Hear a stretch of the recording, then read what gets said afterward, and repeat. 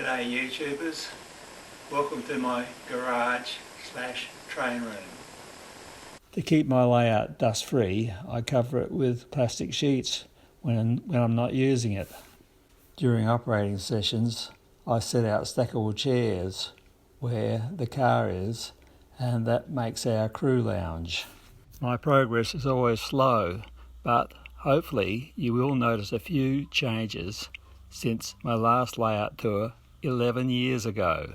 I use Lens DCC. I'll start this tour in the staging yard. This end is Cooper. Trains leaving here are said to be leaving Adelaide, South Australia. The K&EFR is somewhere in South Australia in about 1984, allowing me to use Australian National's then new green and yellow livery, plus South Australian Railways old mustard pot and red and silver liveries. Similarly, Victorian run-through trains could use the new grey and orange livery plus the old blue and yellow livery. In 1985, AN discontinued LCL traffic and introduced two-man crews, making brake vans obsolete. So on the K&EFR, we can still see plenty of the lemon twister brake vans. I built these low-relief structures from card to disguise a couple of ugly holes in the backdrop where trains travel through to the main layout. There's a tunnel on the other side of the backdrop where the trains enter the main layout. For ground cover, I dyed sawdust green. I tinted plaster of Paris brown for the hard shell scenery. The train is now arriving at Canunda, where at the western end we can see a wholesale fuel dealer and a container crane based on the container crane at Murray Bridge. The cottage on the hill was once on the old Adelaide Model Railroaders layout in the Mount Lofty railway station. Another view of the western end of Canunda. I scratch built the goods shed to look like the goods shed at Strathalbyn. At the back of this scene is the Canunda Motive Power Depot. Track is Pico Code 100.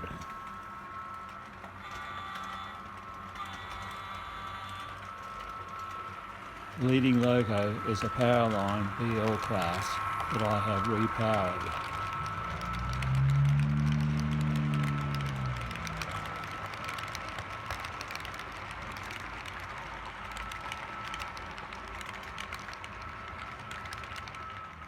At the eastern end of Canunda, there is cattle pens and a wheat silo. I scratch built the cold store and flour mill from card.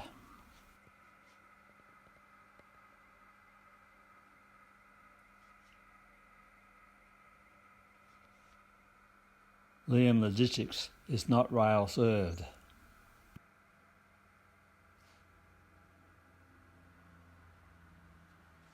The Canunda station building is a super quick kit. Eventually I will build a model of the Tail and Bend station here. There is some foreign power on the K&EFR today. I have been working on this GP7 for the club. I fitted it with a Soundtrax Economy decoder and fixed up some broken handrails on it. It is a privilege to work on rolling stock and structures for the Adelaide Model Railroaders.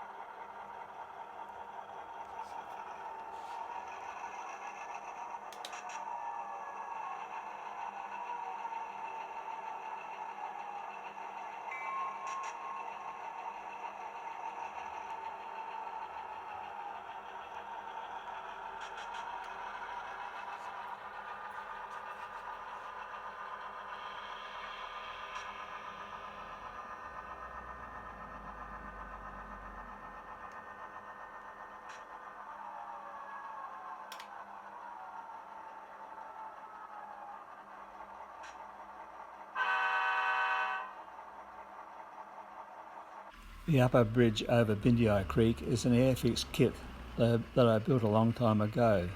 This is the second layout I've had it on. Let's watch the roadside goods go across the bridge. Nice.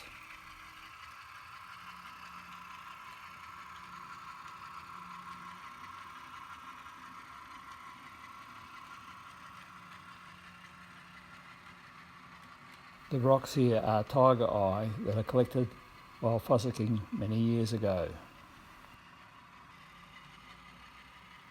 The train is now heading downgrade into the tunnel at Steep Hill.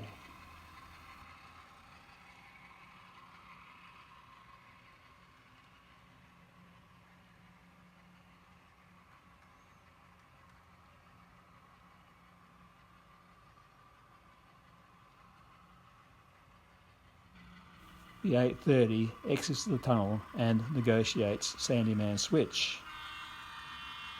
All of the curves are 600 millimetres, 24 inches.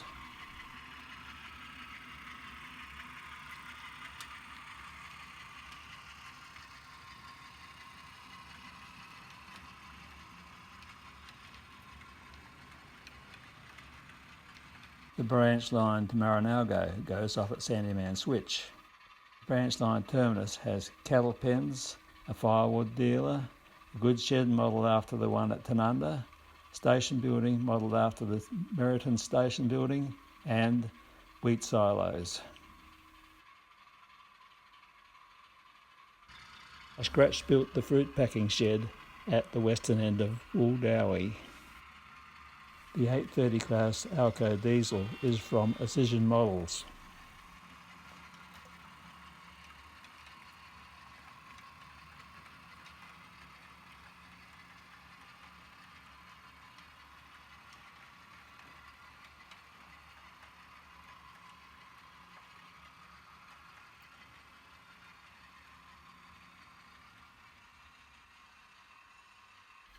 Wooldowie.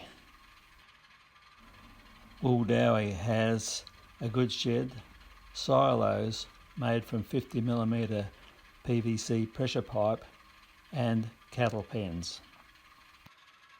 The garage is a resin kit.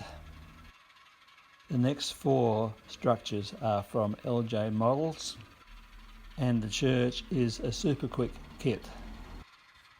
The goods shed is loosely based on the one that was at Truro and is my latest scratch build from Card.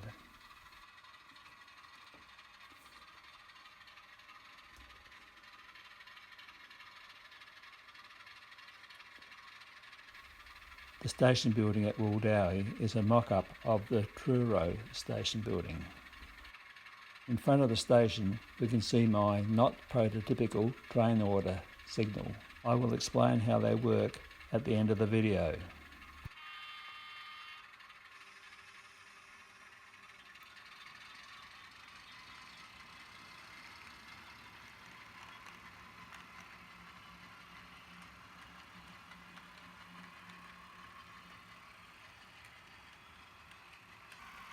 Crossing scratch-built lower Bindi Creek Bridge.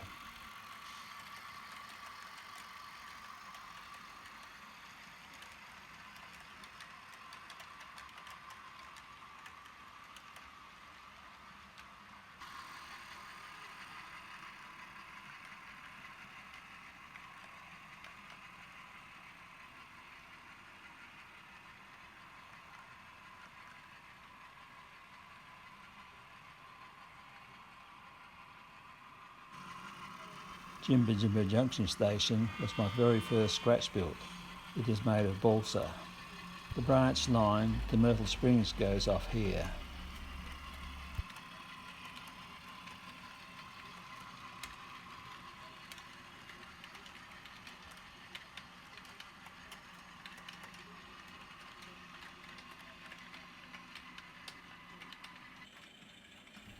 My scratch-built shearing shed is in front of a hole in the backdrop.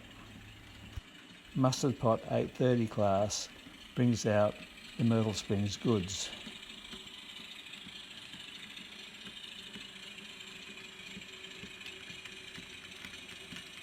The brake van is still in the old SAR brown.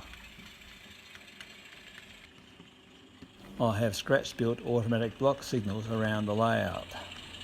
The detectors were made by a good friend who found the circuit diagrams on the internet. As soon as the train enters a block, the signals go from green to red.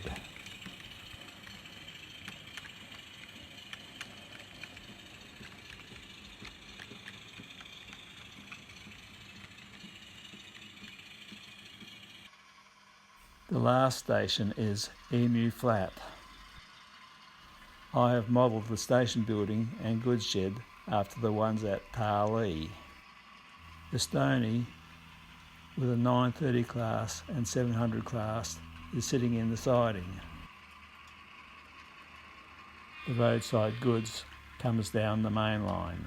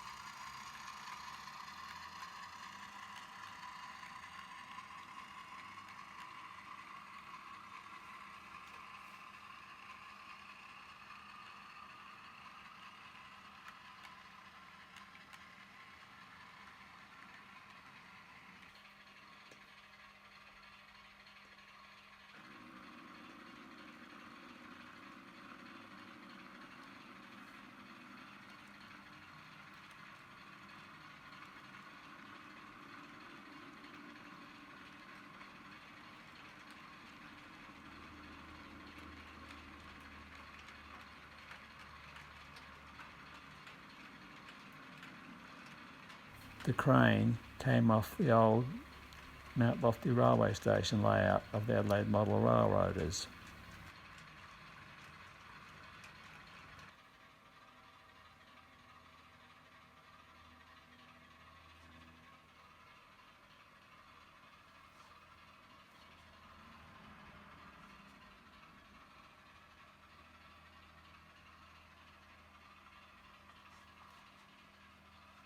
Emu Flat has wheat silos and cattle pens. My cattle pens are all lifelike kits. The overland comes down the main line, hauled by a V-line X-class and an A&R 930 class.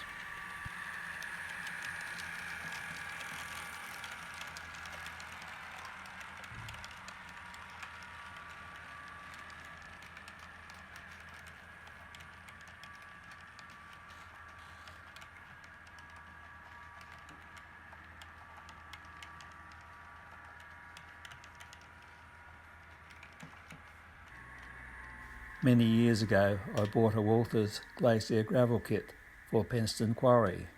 This is the second layout that it has been on.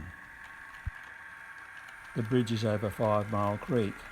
I use 2-part epoxy for water in my creeks.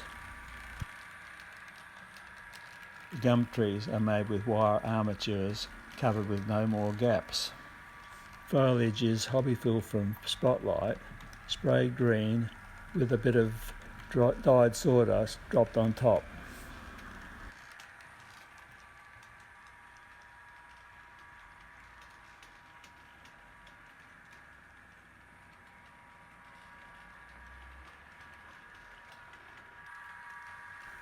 The quarry is quartz crystals set in plaster.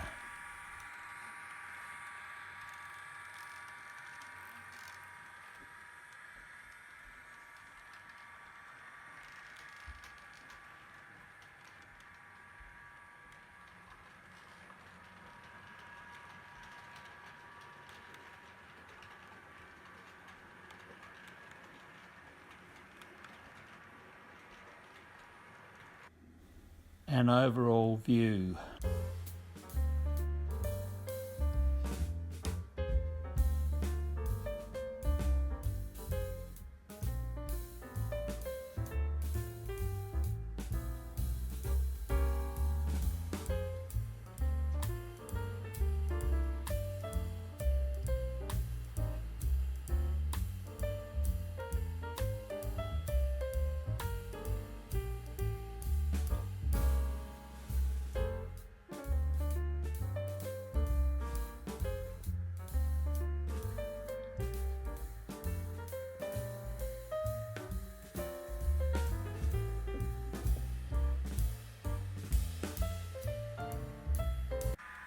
This end of staging is called Foster, and the overland heads off to Melbourne from here.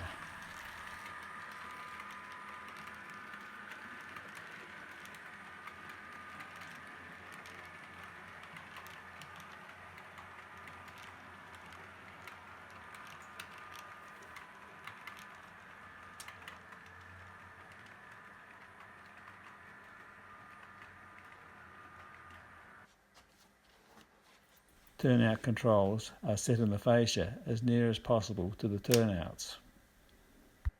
I use Pico twin coil switch machines.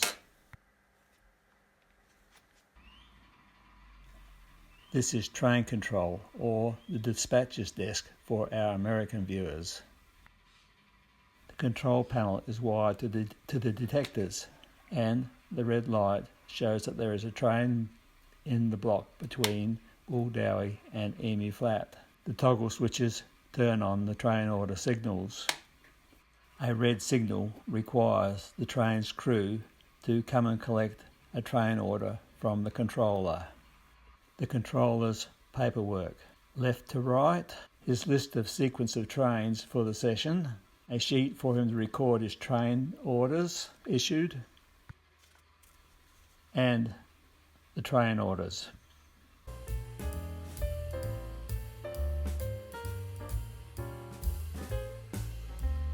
The Canunda at Emu Flat is 7.6 metres, 25 foot, by 2.7 metres, 9 foot.